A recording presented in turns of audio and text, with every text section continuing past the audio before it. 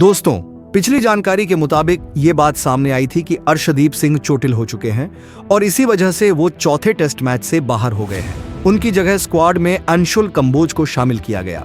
लेकिन अब एक और तगड़ा झटका सामने आया है। जिम ट्रेनिंग के दौरान नीतीश रेड्डी को गंभीर चोट लग गई है और उनकी चोट की हालत देखकर ऐसा लग रहा है कि वो भी हमें चौथे टेस्ट में खेलते हुए नजर नहीं आएंगे। सोचने वाली बात है दोस्तों। दूसरे टेस्ट में बेहद करीबी हार के बाद अब टीम इंडिया को एक के बाद एक झटके लगते जा रहे हैं। लग रहा है जैसे भारत की जीत की उम्मीदें धुंधली होती जा रही हैं। तो क्या इस मुश्किल हालात में इंडिया दम दिखा पाएगी?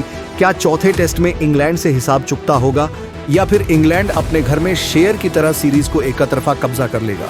अगर आपको लगता है कि इंडिया जीत सकती है तो कमेंट में जरूर बताएं। और चलिए अब बात करते हैं आगे की। पहले आकाशदीप, फिर अर्शदीप सिंह और अब नीतीश रेड्डी। ऐसा लग रहा है मानो टीम इंडिया का आधा हिस्सा तो चोट के कारण बाहर हो चुका है और जब खिलाड़ी ही मैदान में नहीं उतरेंगे तो फिर जीत की उम्मीद किससे की जाए?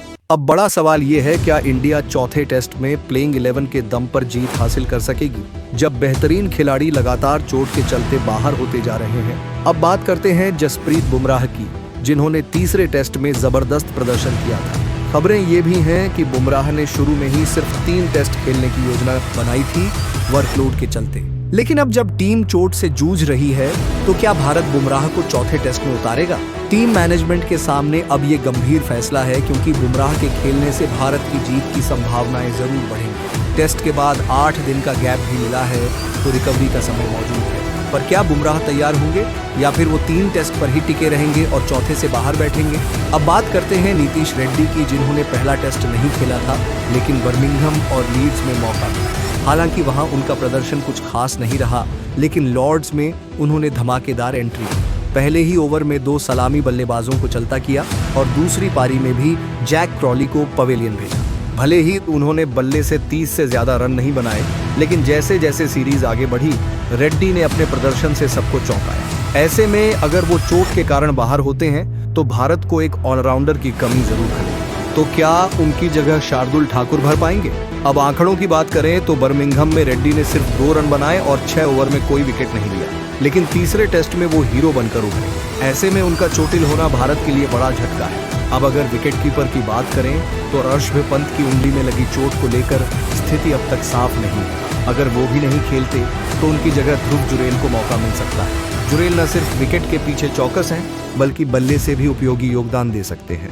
हालांकि पंत इस सीरीज में गिल के बाद सबसे ज्यादा रन बना चुके हैं। तीनों टेस्ट में उन्होंने शानदार भूमिका निभाई है। अगर वो नहीं खेलते हैं तो क्या जुरेल इस जिम्मेदारी को उसी स्तर पर निभा पाएंगे? ये देखना दिलचस्प होगा।